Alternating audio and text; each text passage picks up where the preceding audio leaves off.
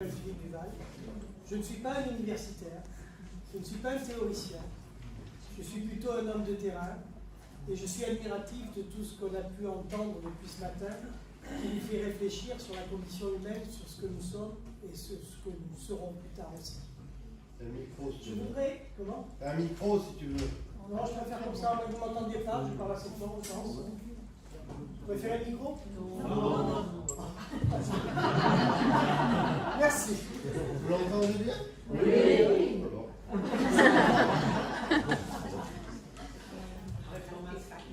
Je souhaite aujourd'hui focaliser mon intervention sur les aidants et les aidés. On en parle beaucoup actuellement, mais les choses sont en train d'évoluer, sont en train de changer. Je voudrais tout d'abord refaire un point sur ce que sont les aidants et quelle est leur condition, quel est leur mal-être. Et à partir de là, on va essayer de dérouler, je dirais, ce qu'il est possible de faire et comment essayer de mener ce mal-être à un bien-être. Parfois éphémère, certes, mais un bien-être quand même. Et ça fait écho à ce qui était dit ce matin par Jean-Jacques en particulier, et également par Gérard, qui sont partis, je crois. Donc effectivement, il est important de s'intéresser au bien-être. Lorsqu'il y a ce mal-être, que ce soit à l'institution ou à domicile, et on va se concentrer sur le domicile, est-ce qu'il est possible d'inverser cette logique, d'inverser cette tendance pour arriver à un bien-être et essayer de retrouver le sens de la vie pour ces personnes-là? Donc, qui sont les aidants et qui sont les aidés? Bon, les aidés, c'est relativement facile à comprendre. C'est essentiellement ceux qui souffrent d'un handicap, qui ont perdu une certaine dépendance. Et plus particulièrement, on va s'intéresser à ceux qui sont atteints de maladies neurodégénératives de type Alzheimer. C'est le domaine dans lequel j'interviens, puisque je vous dis, je ne suis pas universitaire, mais je suis responsable d'un accueil de jour et d'une plateforme de répit des aidants, ce qui me permet d'être au quotidien confronté à la vie de ces personnes-là. Donc effectivement, les aidés sont souvent atteints de handicap, et les aidants sont plusieurs personnes possibles. Il y a les enfants, il y a le conjoint ou la conjointe, il y a des fois, je dirais, un parent un peu plus éloigné, et on s'aperçoit qu'il arrive souvent que les aidants n'aient pas choisi d'être aidants, mais que la vie a fait qu'ils sont devenus aidants. On a beaucoup parlé de l'enfant désigné, on peut aussi parler de l'aidant désigné, celui qui à un moment donné se trouve pris dans la nécessité, par amour, par circonstance, pour des raisons économiques, pour des tas de raisons, d'être là près de l'aider. On va s'intéresser tout d'abord aux symptômes de la maladie. Alors on est sur la maladie d'Alzheimer, c'est ce que je viens de dire. Ces symptômes sont souvent très fugaces. Alors il y en a qui s'inquiètent beaucoup parce qu'on perd la mémoire, ça m'arrive aussi, ne vous inquiétez pas, ça arrive certainement à Philippe aussi, et à beaucoup d'autres. Mais ce n'est pas le seul symptôme. Je vais vous raconter une petite anecdote. Il y a quelques années de ça, avant même d'être, je dirais, impliqué dans la gérontologie et de faire le master AGIS géré par notre ami Philippe, j'ai été, je dirais, vice-président d'une société locale d'épargne. Ce sont les antennes des caisses d'épargne qui sont réparties un peu sur le territoire. Et régulièrement, une société locale d'épargne fait une assemblée générale. Et lors de l'assemblée générale, il y a certaines associations qui sont mises en valeur et à qui on remet des chèques. Et j'étais à une table comme cela, à côté du président, certes un peu plus âgé que moi. Et puis donc, tout est préparé à l'avance par le secrétaire de la caisse d'épargne, etc. Et puis, arrive le moment de la remise des chèques aux associations qui ont été lauréates. Et donc, le discours du président était tout prêt. Il commence à dire l'association X qui s'est occupée de ça, etc. Il lit son discours.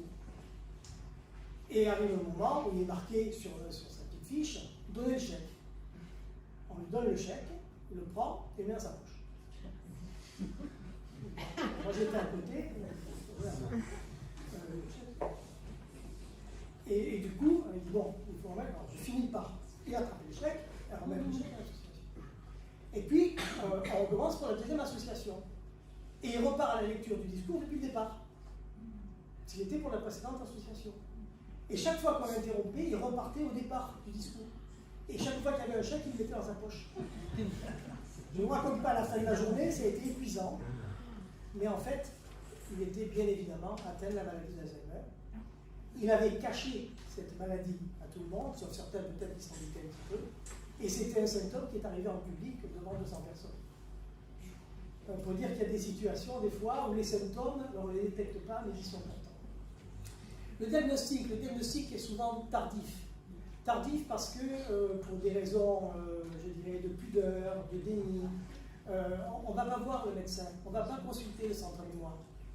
Et du coup, ça traîne jusqu'au jour où, par un hasard extraordinaire, il y a un accord entre l'aidant et l'aidé pour aller voir un médecin, un gérontologue, un centre mémoire, etc. Et à partir du moment où le diagnostic est tombé, c'est ce qu'on disait tout à l'heure avec Jacques, à partir du moment-là, c'est la descente aux enfers.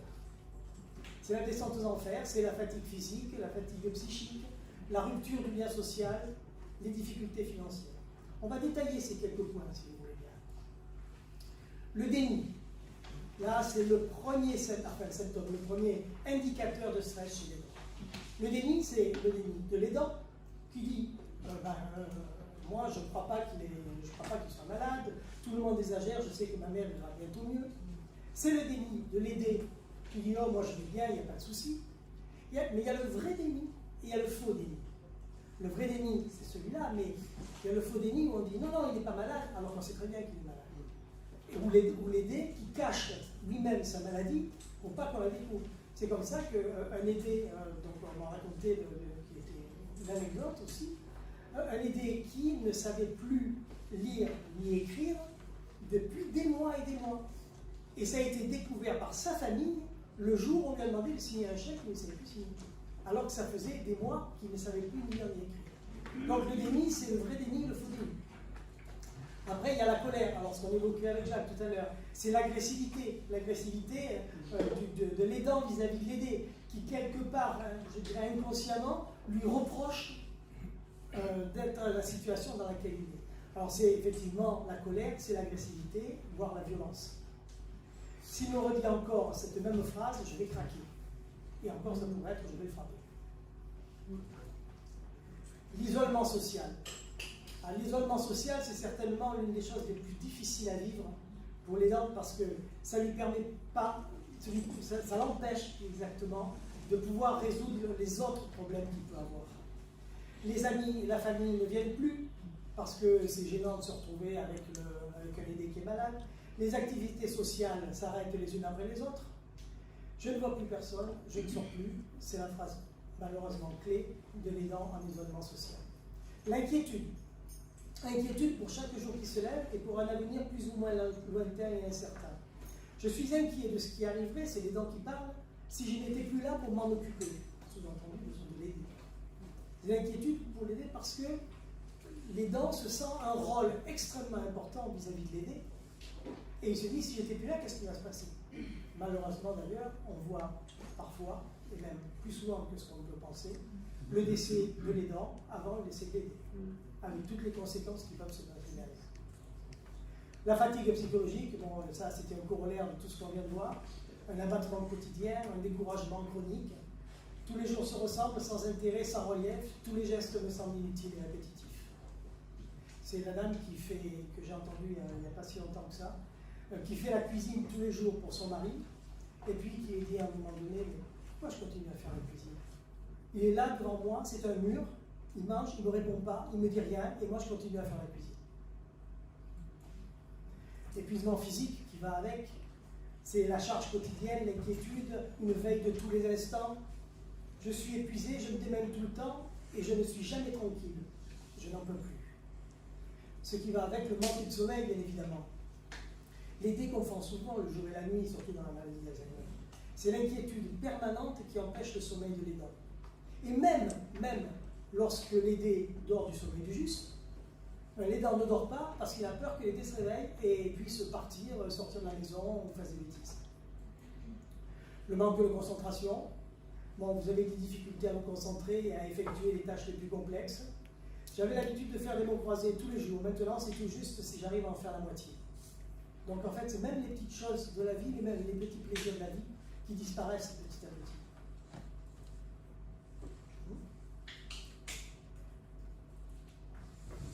Il y a un bug. Et voici les dents qui arrivent. Ça y est. Ah, c'est juste pour voir si tu dormais. Et bien entendu, il y a la fragilité de la santé. Tout ce qui est les maladies, je dirais, un peu psychosomatiques, l'énomalgie, la tension, l'amaigrissement, etc., qui fleurissent, si j'ose dire, chez les dents.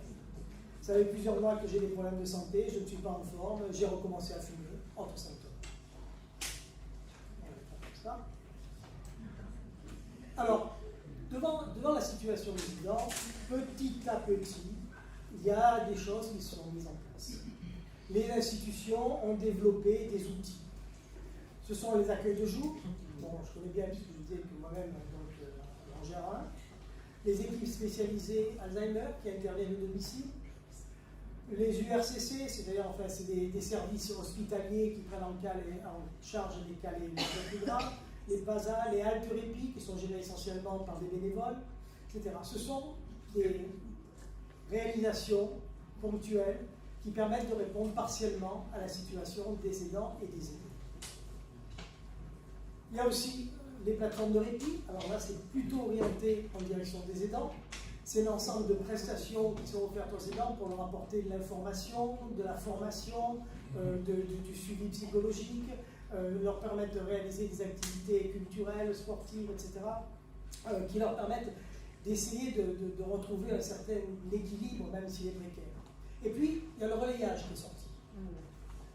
Alors, le relayage, c'est un concept qui nous vient du Canada. On n'a pas voulu l'appeler comme là-bas, parce que là-bas, c'est le baluchonnage.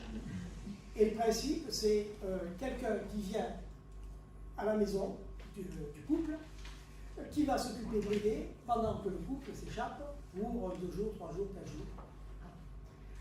Aujourd'hui, c'est un dispositif qui commence à être plutôt expérimental dans certains départements, dans certaines régions, qui est vraiment balbutiant, qui n'est pas encore au point, surtout parce qu'il y a des barrières juridiques énormes, en particulier le droit du travail qui empêche réellement de pouvoir avoir une action réelle et de pouvoir embaucher des gens, de les faire rester la nuit, de compter les heures, de compter les pauses, etc. C'est un casse-tête terrible pour ceux qui ont réussi à le mettre en place. Voilà. Il y a des expérimentations qui se font tous azimuts, hein, mais il n'y a rien vraiment qui aujourd'hui est institutionnalisé, qui marche. Et pourtant, la demande est exponentielle. Dès que les couples ont commencé à savoir qu'il existait ce système-là, ils sont très demandeurs, et il y a des files d'attente partout de plusieurs mois pour pouvoir bénéficier d'un relayage. Et puis, il y a eu le Covid. Le Covid qui est passé par là, grâce au Covid, on a pu avancer. Pour une fois qu'on dit quelque chose de positif sur le Covid, il faut en profiter. Les effets dramatiques, on les connaît tous. C'est la fermeture des lieux ressources, c'est les EHPAD, mais aussi les accueils du jour qui ont été obligés de fermer. C'est le domicile qui devient la prison et doit aider parce que du coup, ils sont avec le confinement, en plus c'était le double confinement pour eux. Et puis, bien entendu, le corollaire, c'est leur descente aux enfers au niveau des aidants, extrêmement dramatique.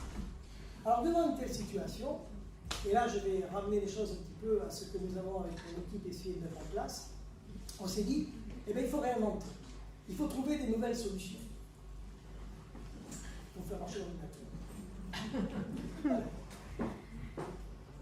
Alors, là, vous voyez l'expérience du fil d'argent. Le fil d'argent, c'est donc le nom de l'accueil de jour. La prise de conscience de l'enfermement des DIAD. Alors, DIAD, pour ceux qui ne connaissent pas encore, c'est la nouvelle appellation des couples aidants aidés. On appelle ça la DIAD. C'est joli, mais c'est nous. La question, c'est comment lutter contre cet isolement, contre cet enfermement vécu par les aidants et les aidés. Et bien, on a dit, ben, si tu ne vas pas à l'AJ, à l'accueil du jour, ben, l'accueil du jour ira à toi. Et donc, l'idée, ça a été de demander aux soignants qui intervenaient à l'accueil de jour, eh bien, vous allez aller à domicile. Vous allez aller à domicile, mais pas comme une aide à domicile, pas comme un infirmier ou une infirmière.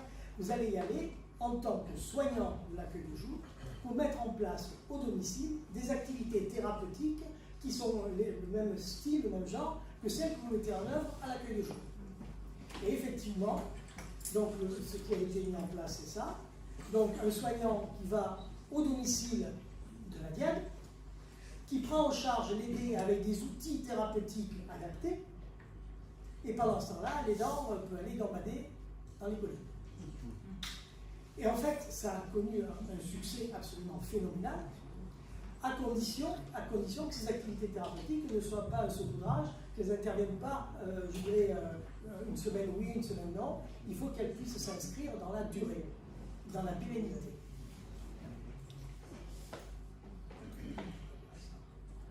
Voilà, alors j'ai mis quelques photos parce qu'on voit que les personnes, alors qu'il y a des activités manuelles qui sont liées à des travaux de mémoire essentiellement.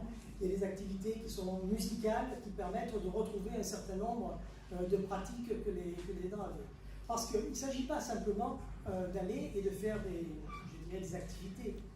Il est extrêmement important de pouvoir faire une analyse, une évaluation en permanence de la vie de l'aidé et de l'aidant. Et voir quelles sont les activités qui vont lui plaire, qui vont être utiles et qui vont être compatibles avec l'ensemble de l'œuvre. Et deuxième point, les soignants qui interviennent, qui sont des personnes aguerries, doivent à la fin de chaque intervention réaliser une synthèse de l'intervention qu'ils ont ou ils ont accomplie, de manière à pouvoir réaliser un projet personnalisé auprès de l'aidé et pouvoir évoluer dans le temps. Oui.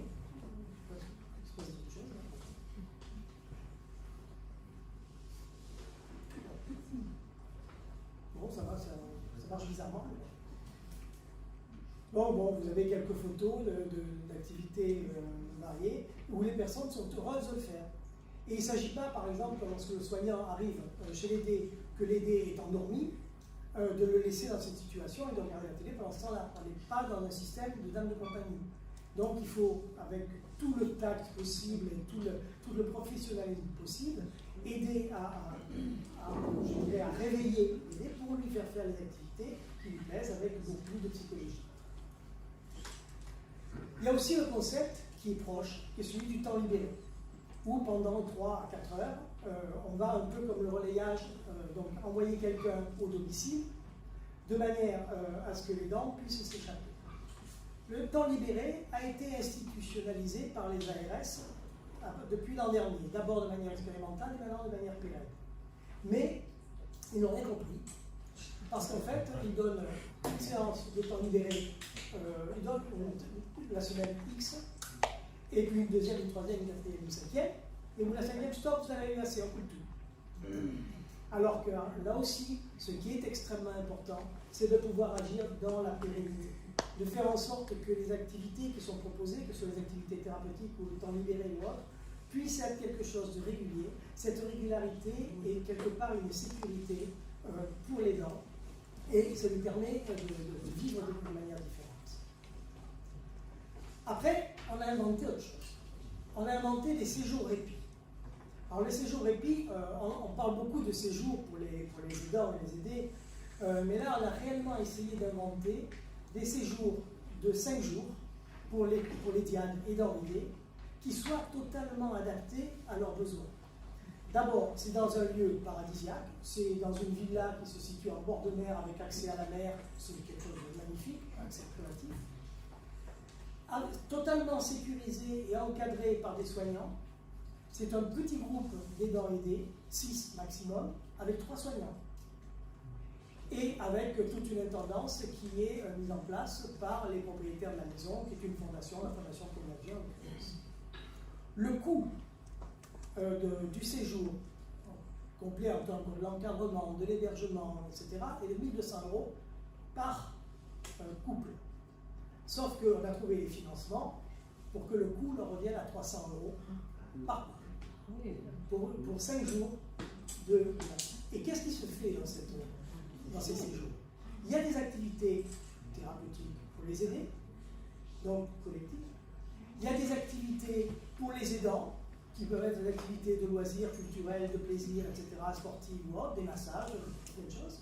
Et il y a des activités communes aidant-aidés. Et à chaque fois, il y a des soignants qui accompagnent les aidants, qui accompagnent les aidés, ou qui accompagnent la diade aidant-aidé. Pourquoi ces séjours? C'est pour offrir à la diade la possibilité de vivre autre chose que le quotidien. De montrer que leur quotidien n'est pas une fatalité. Dans un lieu qui peut s'apparenter à un lieu de vacances, c'est comme s'ils partaient en vacances. Avec une prise en charge intégrale, je le disais tout à l'heure, donc hébergement, restauration, encadrement, avec des activités pour les uns et pour les autres. C'est un cocktail qui allie donc un parfum de vacances, une sécurité, un accompagnement médico-social, parce qu'il y a une psychologue qui est présente à la demande sur site. Il y a une information informelle, c'est-à-dire on ne va pas dire on vous fait une conférence sur ci ou là, donc les soignants qui sont eux-mêmes formés à ça, donc dispensent une information sur la réalité de leur vie de tous les jours, sur les ressources dont ils peuvent bénéficier, etc. Donc ils ont cette information qu'ils n'avaient pour la plupart jamais eue, même s'il existe soi-disant des structures qui leur donnent l'information. Mais là, ils l'ont eu en direct et à la fois par les soignants, mais aussi par les autres. Parce qu'il y a un mot qu'on n'a pas employé ce matin, on a employé le mot écoute, mais on n'a pas employé le mot partage. Et le partage, la différence quelque part, le mot écoute, pour moi, c'est celui qui écoute, il a, je dirais physiquement, une position supérieure à celui qui est en face. Alors que dans le partage, on est d'égal à égal. Et le partage qu'il y a entre deux couples, aidants-aidés, qui vivent des situations dramatiques de leur côté, chacun, arrivent à partager leur expérience, à échanger sur les solutions qu'ils ont, et puis à nouer des liens, des liens sociaux, et c'est quelque chose d'extraordinaire de ce point de vue-là. Voilà, donc c'est une villa qui se situe sur la presqu'île de Gien. L'accueil est possible de 6 couples simultanément, gérés par la Fondation Cognac-G, avec une intendance de qualité. Les repas sont absolument excellents aussi, je suis allé manger avec eux. Voilà, donc vous avez la villa, vous avez le site là en dessous, et vous avez, ça c'est l'équipe de l'intendance. Voilà, donc l'équipe médico-sociale qui intervient, c'est elle est détachée de la plateforme de répit, oui, parce que là, après, il faut trouver le moyen d'avoir une équipe d'intervention. Il y a 3 aides-soignantes en journée pour 6 diades et l'enlever. Il y a 2 psychologues à disposition qui interviennent alternativement en fonction des situations. Et une présence de nuit, il y a une soignante qui reste présente la nuit en cas de problème. Les résultats ont été au-delà de ce qu'on peut imaginer. Là, vous avez 2 phrases qui ont été prononcées par les dents, et la première, je vous demande de la regarder ce qu'il y a derrière. Que ça fait du bien de se retrouver entre gens normaux. Donc, quand vous connaissez leur situation avec les personnes malades et tout, c'est quelque chose d'exceptionnel. Et c'est une phrase qui a été dite par une aidante. Et aussi celle-ci, je ne croyais pas qu'il puisse y avoir encore une vie avec lui. Elle parlait de son mari, bien évidemment. Je vous mets 2 petits témoignages, l'un par oral qui dure 30 secondes, 1 minute, et un autre, vous allez voir. J'espère que ça va marcher. Le son ne marche pas. C'est pas très étonnant. Alors, comment on va faire ici?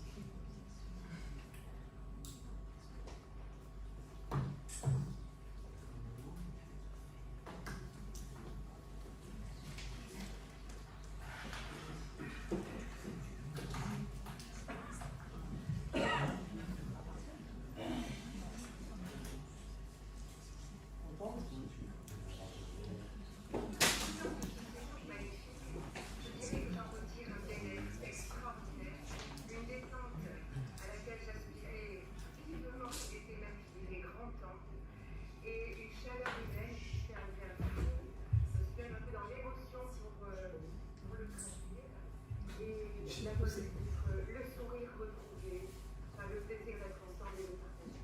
Merci infiniment. Voilà, c'est le témoignage de Marie. Vous n'avez peut-être pas bien entendu parce que le son n'est pas très fort. Donc, qui est dans sa maman qui l'a accompagnée. Et le témoignage suivant, il vous faut le lire, je ne le commenterai pas. Faire un bilan de ce séjour magnifique. Non, c'est le même ça. J'en retire un bien-être extraordinaire.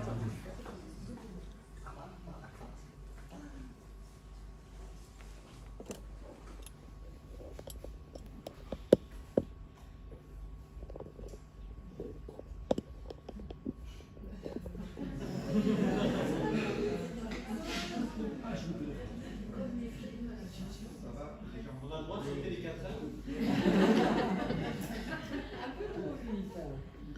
Voilà, c'est une aidante qui a voulu apporter son témoignage de cette manière-là. Et elle avait l'habitude d'écrire, et elle avait plus écrit depuis 15 ans.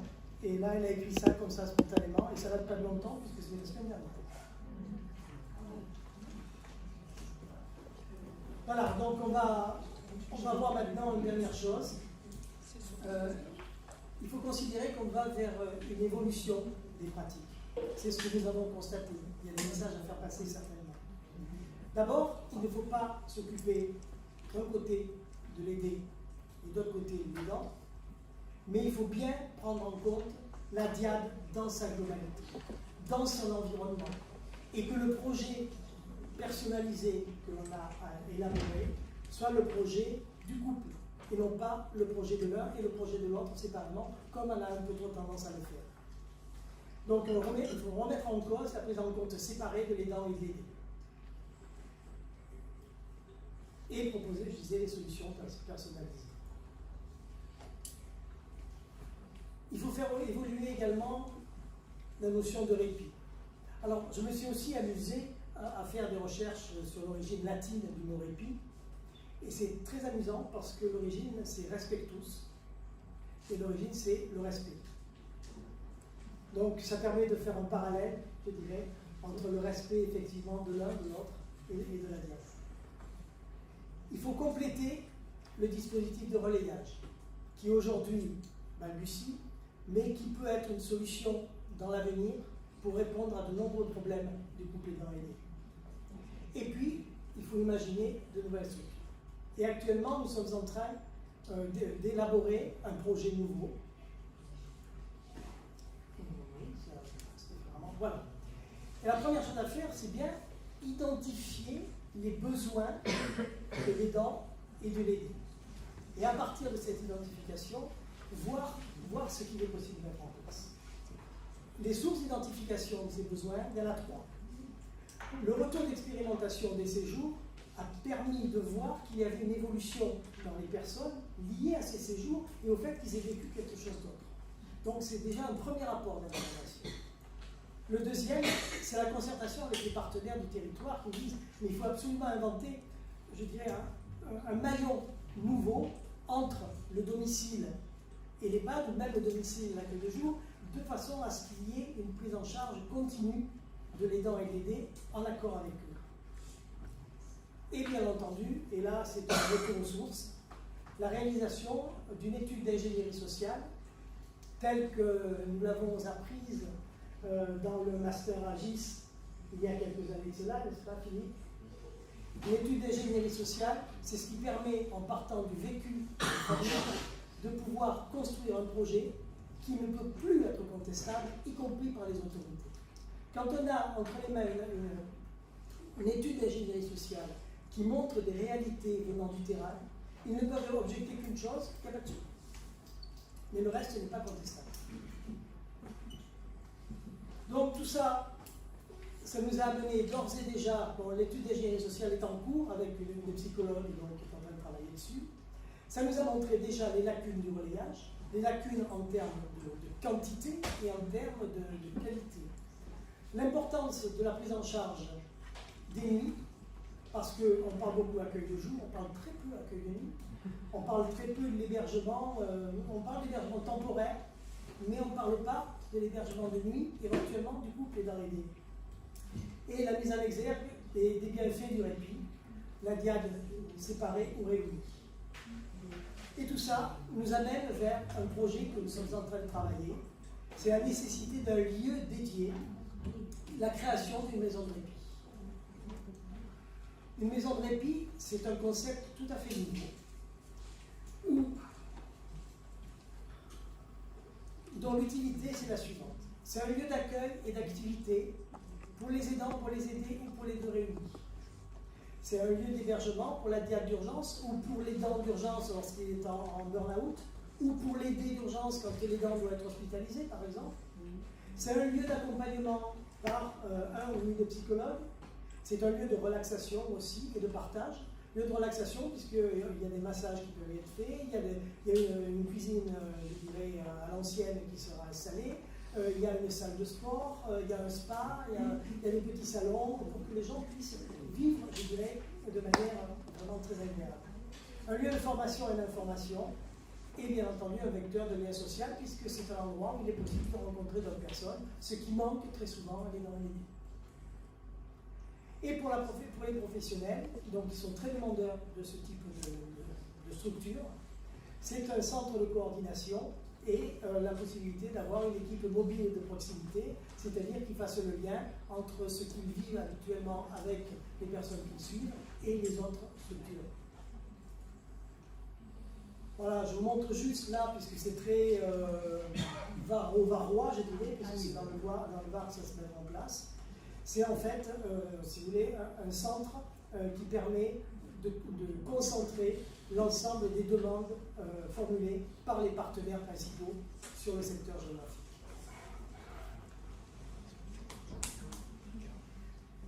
Voilà la structure, ça c'est une pré-esquisse qui est réalisée bénévolement par un architecte. À l'étage, vous avez des chambres qui vont permettre d'accueillir en situation d'urgence le public tel que je l'ai défini tout à l'heure. Et au rez-de-chaussée, le lieu de vie où il est possible de vivre un certain nombre de choses avec les personnes ou pour les personnes. Voilà, je vais passer, puisque je pense que le temps doit être un peu avancé. Donc, sur les ressources humaines nécessaires, on pourra en parler ou répondre plus tard. Et je vais terminer par simplement une photo. Et cette photo-là, elle est issue d'un des premiers séjours républiques que j'ai évoqué tout à l'heure. Il y en a eu deux qui ont eu lieu en septembre et octobre dernier. Il y en a deux qui viennent d'avoir lieu en mai et juin cette année. Celui, dont vous allez voir la photo, je vous demande d'essayer de me dire, en regardant la photo, qui sont les aidants et qui sont les aidants.